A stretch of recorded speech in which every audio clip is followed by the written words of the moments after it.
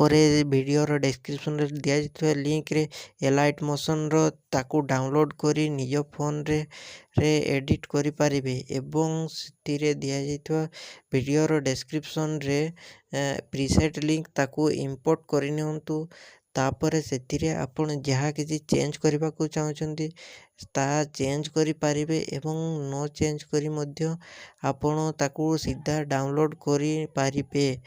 ଯଦି ଭିଡ଼ିଓଟି ଭଲ ଲାଗିଥାଏ ଚ୍ୟାନେଲଟିକୁ ସବସ୍କ୍ରାଇବ୍ ଆଣ୍ଡ ଭିଡ଼ିଓଟିକୁ ଲାଇକ୍ କରିନିଅନ୍ତୁ।